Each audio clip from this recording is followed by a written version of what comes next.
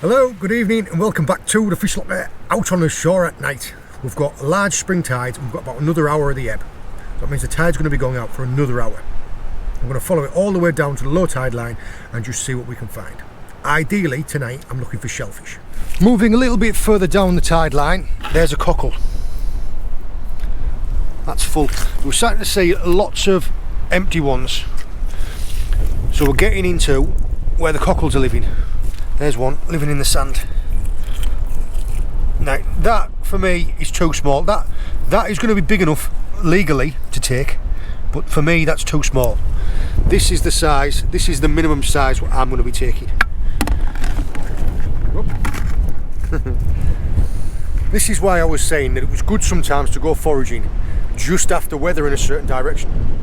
Rough weather can dislodge shellfish out of the sand, so it makes them easier to find.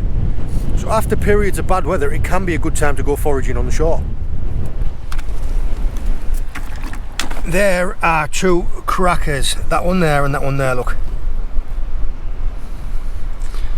That is the ideal size that we're looking for. Look.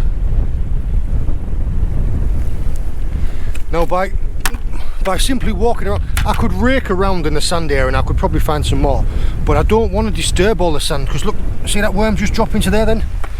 By raking and digging the sand, you disturb all the seabeds. You take up all the seaweeds, you take up all the little wormholes. Yeah, simply by walking along like this and by being selective, it's far less damaging. And you can see I'm still getting plenty. Hey, look, see?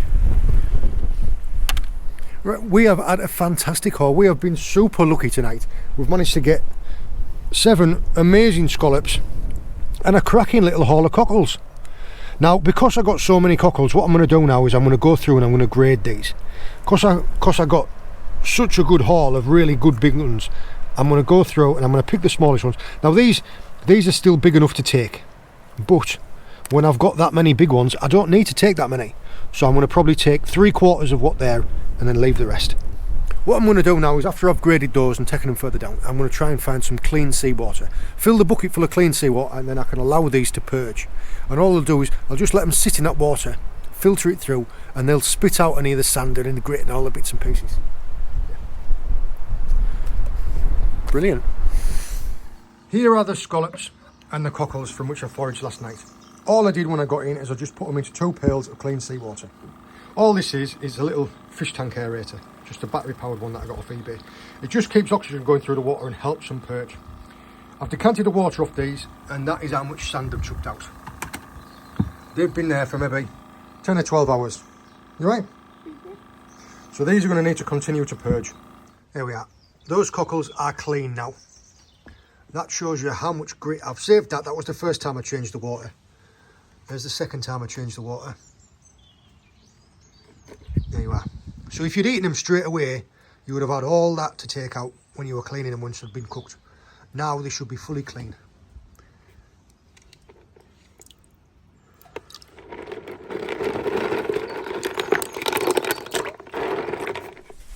We've brought the purged cockles around to Jim's. I've got them all just here in the bucket. And James is busy. What are you doing, James? Are you skinning a potato? Peeling, I think, is the descriptive term. Good afternoon. Welcome to the Spargo's kitchen on this drear afternoon.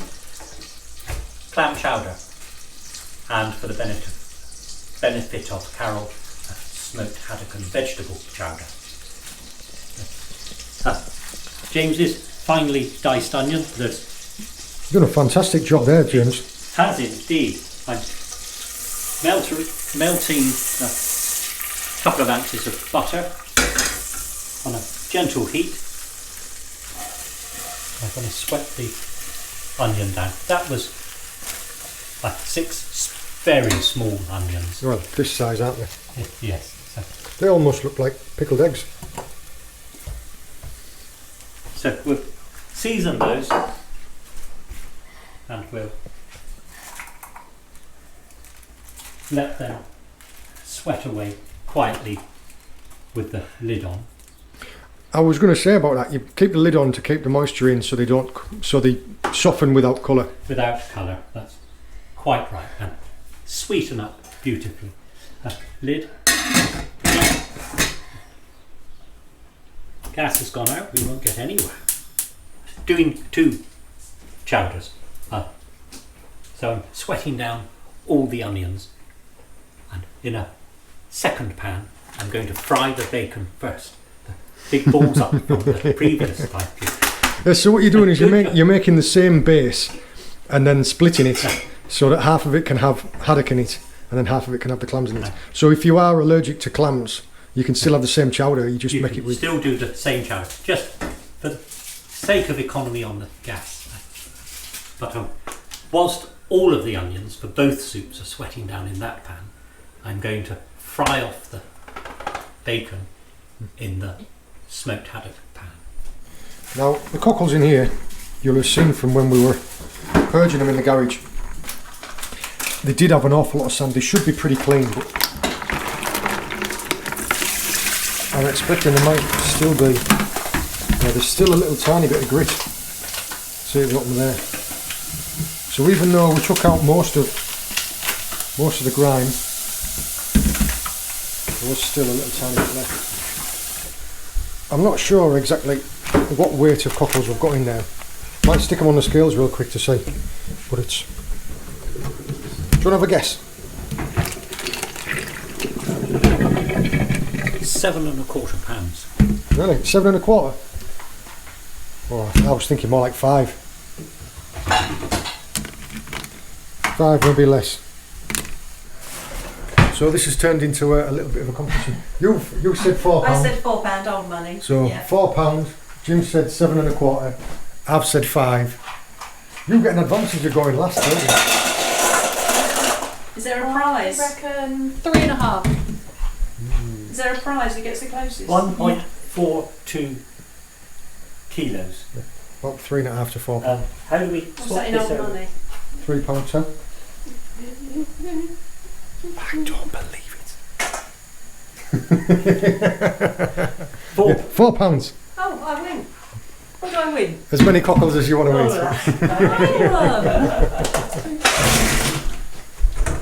That's possibly something to mention there, look. Is most of them are all tight shut. And 1 or 2 of them have opened up. All you want to do is give them a little snap like that. And if they open back up again, it means that they're dead. And there's another one there. There, look. So give it a snap. If they're alive, they'll close up tight like that. You won't be able to get into them. So there's 2. There's 2 that can be removed straight away. Everything else seems to be alright. Softening nicely there. So good couple of pinches dried thyme, and I'm just going to mince down a couple of garlic cloves and add to that. Into the onions, not to the bacon. Not to the bacon. Tipped all those watery juices that leach out, and now I'm just turn the heat down and we'll let that crispy slightly. That's just for a little snack for Carol and This is a snack. Carol and James. It's creating about the time it's taking to make the soup.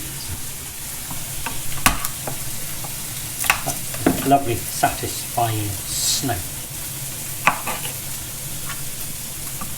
If you're not a lover of garlic, leave it out. So what's the difference then? Because sometimes you chop it really fine and sometimes you crush I it. do. When you chop it really fine like this, it'll just completely dissolve on it, so you won't even know it's there apart from the flavour. That's right.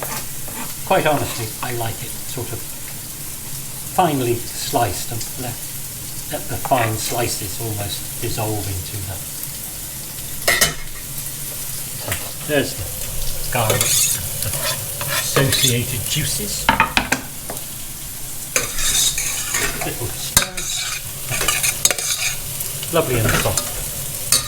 Just going to turn the heat off whilst the bacon finishes, and I can get back to James and Carol's sandwich.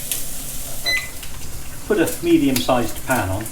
I'm going to warm the milk for the sauce. Pan's on it. I don't want it boiling. but I do want it hot. So Just as a question, Jim, that it might go in, it might not. If someone's lactose intolerant, can you get away with using lactose-free milk? you could use anything, oaty milk, dairy-free milk, if such a thing exists. You could just use a stock. I've been doing some prep for Sunday lunch. So that's the water from all of the vegetables. The carrots, the swede, carrots, broccoli. swede, broccoli, collie. I'll add more cold water to that to cook the parboil the potatoes ready for roasting. That will also put some starch in. And this is the base for the gravy. Put a vegetable stock cube in water, or as I've done, save all the veg cooking water. You could use that. Okay. Right, we're back to the onions, beautifully softened. The bacon is, oh, it's so dark, isn't it? Should we put some head torches on? It's just because of the lovely weather that we're getting. Anyway, the bacon is dry and slightly crispy. So that can wait. This is our sweated down onion, garlic, thyme, salt and pepper. I'm going to make a roux now. So a couple of ounces of, probably just over 3 there. It's just plain flour. Yes. Stir that into the buttery onion juices. Just need to let that gently cook through for a few minutes to let the flour cook out. We don't get that floury taste. So we'll just leave that tick away quietly. Now, one thing I'm going to put into the milk. Weather's so atrocious, I wasn't going to go looking for a bay tree anywhere. So a couple of dried bay leaves in the milk. And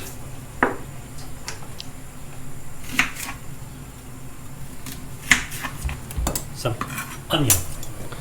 Oh, you just not even going to bother dicing, just add them in half and half. Just for a little bit of flavour. Okay. Slight splash there. Clean as we go.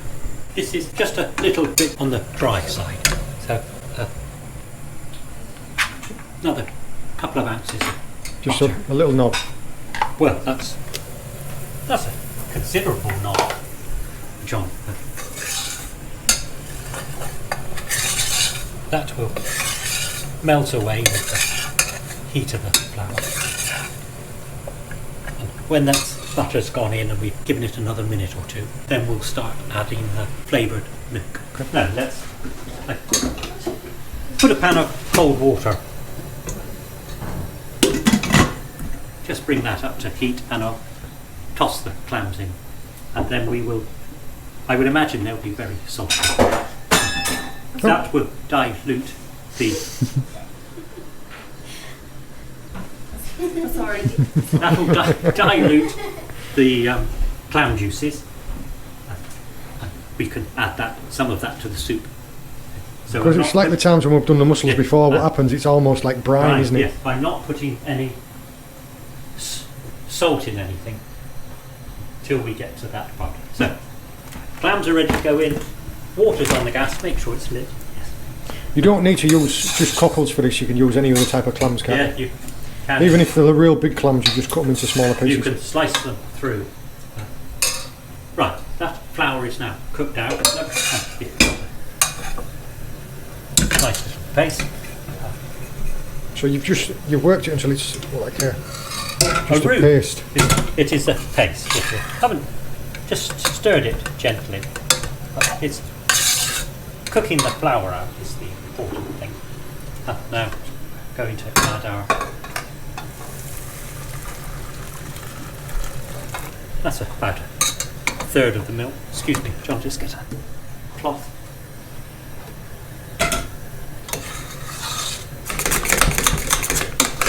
So milk is going in. I need assistance here. A strainer. Okay. the gas is on low, stir that. If you find that a bit of a fag working with a spoon, then get yourself a whisk. Or in this case, is it a frisk or a flisk?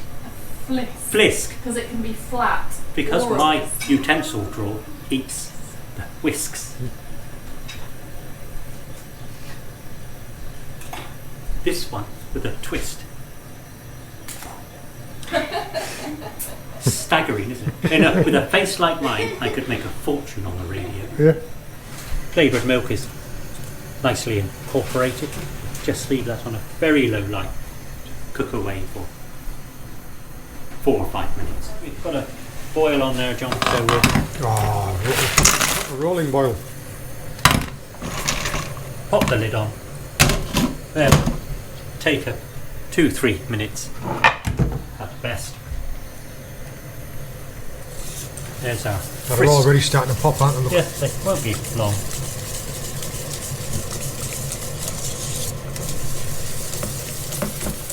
Just turn around, John. With the study corner. I'm just reading that absolutely. Oh, right. Just trying to gauge that. A couple of tightly closed ones. I think we've lost them. Give it a couple more seconds and I think they're all going to pop in there. Okay. Most of them actually, as you've stirred it, they won't come out of the shells. That saved us a job. Yes. Right. How long have they had in total then? Can't be more than a minute or two. 2.5, 3 minutes.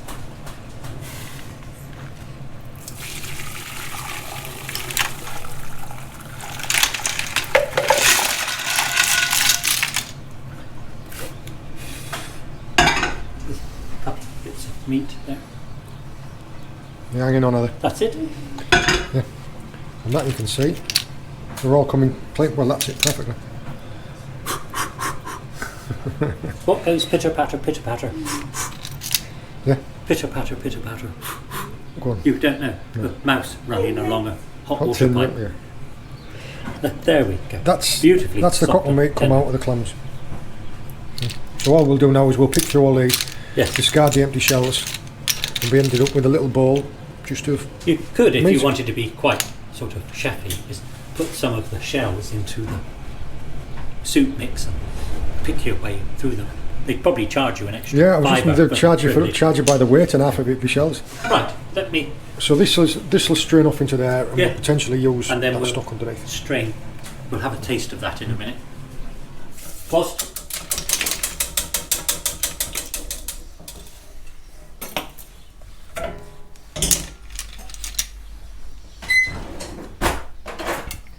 Two inside of that one.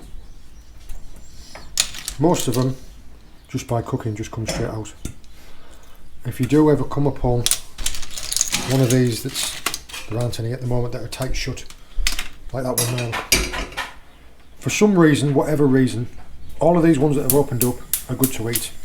If you find any that are, oh, there we go. If you find any that are tight shut, just discard them, because for whatever reason, some reason, they're not good to eat.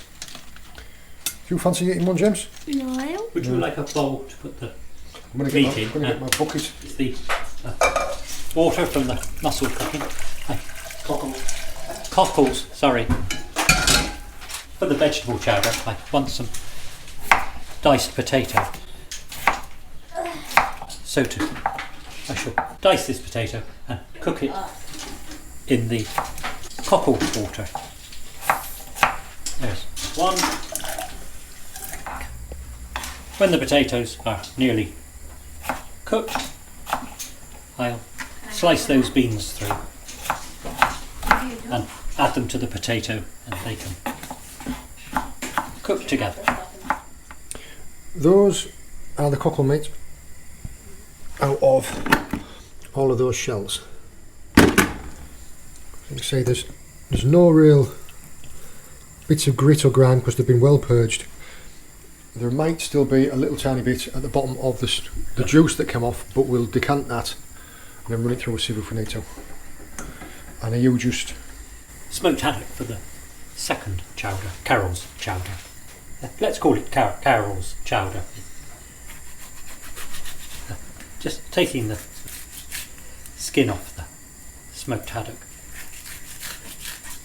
The knife at an angle against the skin. Put tension on the skin and the knife will just slip right through the flesh. No need. What other fish can you use? Can you use salmon? Can you use things like that? Can you? You could put salmon, any fish at all. Haddock fillet, cod fillet, prawns, scampi, monkfish, ling, bullhuss, dogfish.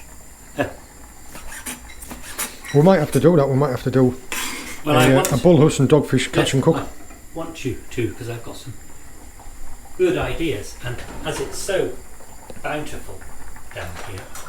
Well, there you go. If you want to see a dogfish catch and cook, just let us know in the comments. See how these are getting on. So you just cubed a couple of taters, did you, and then? Another 2 minutes. Right. 2 minutes to go for the potatoes. Just want to blanch those chopped beans off. This is the rest of the veg I'm going to finely chop some swede, some carrot, leek, a few frozen peas, and stalks from the tender stem broccoli. I've just sliced very finely through and blanched all of that off. I'm going to. These are just additions that you're going to add to your chowder. You don't need to put them in if you don't want to, do you? You can add. We're going to do 2 chowders. One cockles or clams. For us, Carol doesn't eat shellfish. She only eats prime white fish. So we've got the bacon. We've got the flavoured thickened milk. So I'm going to split this into 2 now. So this is Carol's soup. Have a try, John. That's really dilute. Oh, it doesn't. It's not like when we've done mussels before. It's like a mouthful of concentrated seawater. That tastes more of shellfish than it does of salt. Yeah. Yes. Starting with that inch of cold water, which we brought up to a rolling boil, definitely helped the liquor. This is the cockle juice which I cooked the potatoes and the beans in. This is far too thick, so I'm going to strain. Just using the veg water for it then. The veg cockery water. Yes. So let's stir. Oh, listen to that bacon, crispy bacon coming off the bottom. So there we are. The juice is all blended in. Loosened it right up, hasn't it? When you consider that that's what it was like before. Yes. So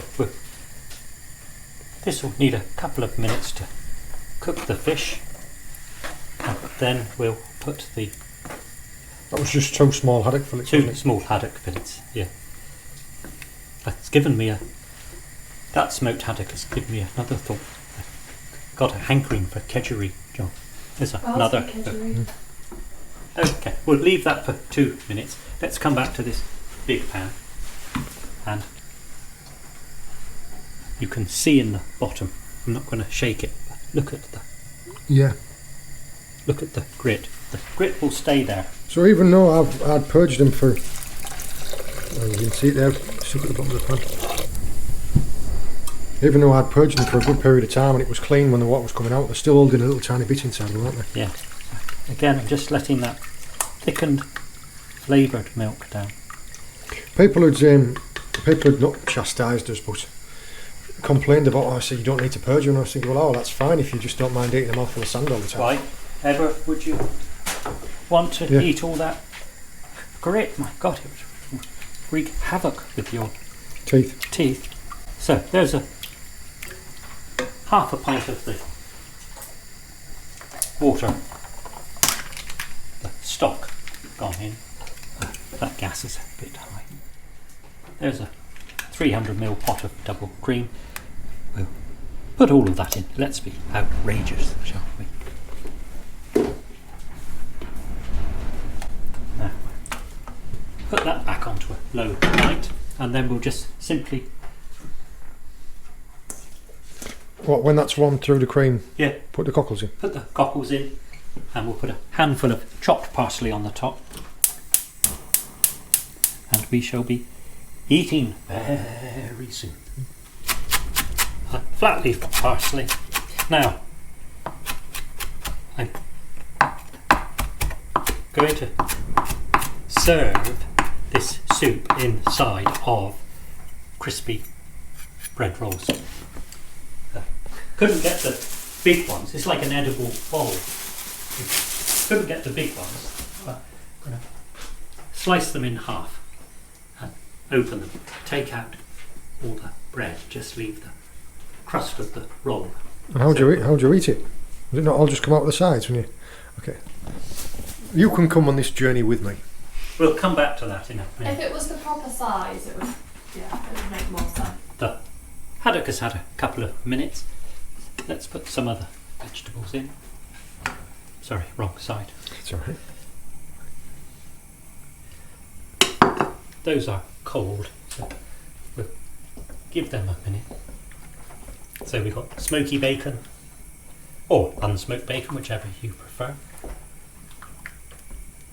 It adds a nice little bit of colour to that, doesn't it? A little bit of green, a little bit of orange, a little bit of yellow. These are the potatoes and the beans we cooked a few minutes ago. So let's put those in. I don't need all of that. I'll use this for something else, maybe tomorrow. If you're not keen on chopping all those vegetables, buy a pack of frozen mixed vegetables from the supermarket. They will, because they're a nice similar size.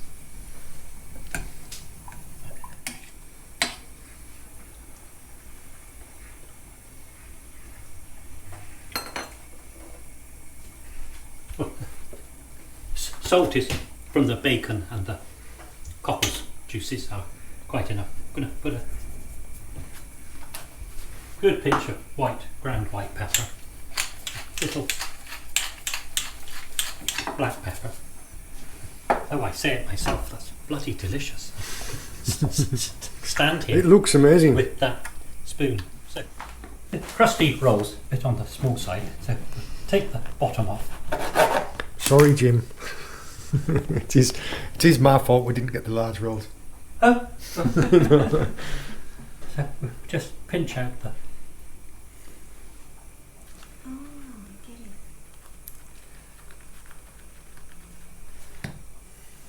There we go. That makes more sense than what I was thinking. I was thinking you were just going to poke a hole at top. Yeah, you did. And I was going to eat it like a sandwich. Like a sandwich.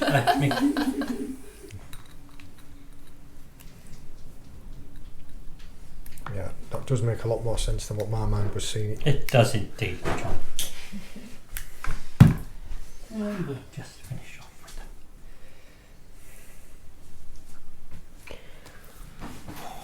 that. It smells amazing as well.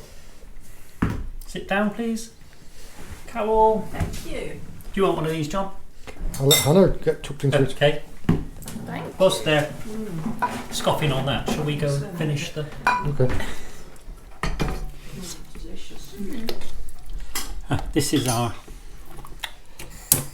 little bit of heat on there.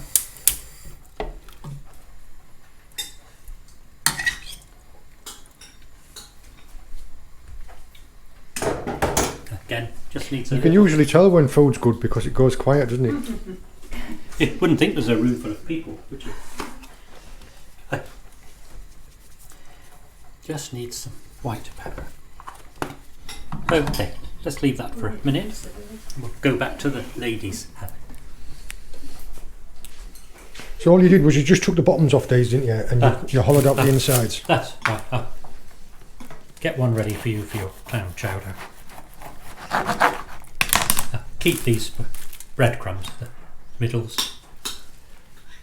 What you need is a large, crusty roll. Pick all the bread out till you get up against the crust. So I'll put your clam chowder in there, John. Folded the cockles in.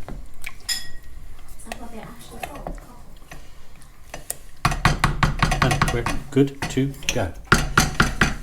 Because they've already been cooked, haven't you? You're just giving them heat, you're not They're cooking just taking up the heat from the soup. Nothing's happening, John. Well, the very first in your face, that's why. Oh, hello! That's John tucking into the... Don't... You're cruel, Yeah, all of I'm you. going to leave that in the video. Okay. Yeah, I've been a little bit greedy and I wanted to try some of that. John is trying the It is absolutely Haddock. delicious. vegetable chowder. Right, clam chowder. John? If you Hannah wanted just to, wants a I'll try a little bit, yeah. if you wanted to thicken it, or if you wanted to put any of the vegetables and things like that as well, you could do. Oh, yes, absolutely. But I just wanted to do you clams. Right. I was John. just meaning because it was the same base, and you just split it and added some to one, you can add them.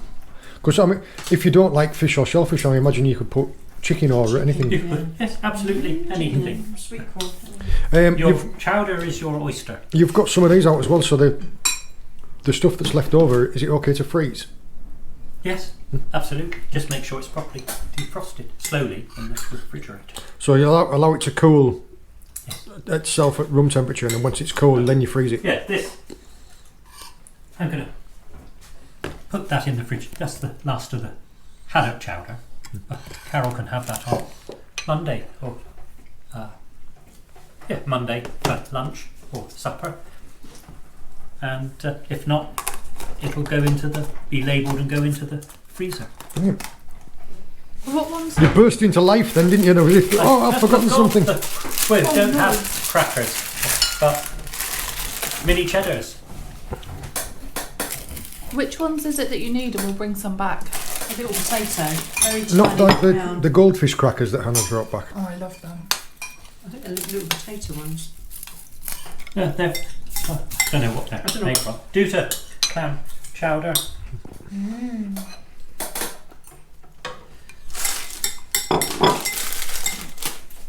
This is the height of haute cuisine. Sorry. Just cleaning John up. Rich. Is there cheese in here? No, No, but the cheddars are Oh, cheesy. okay.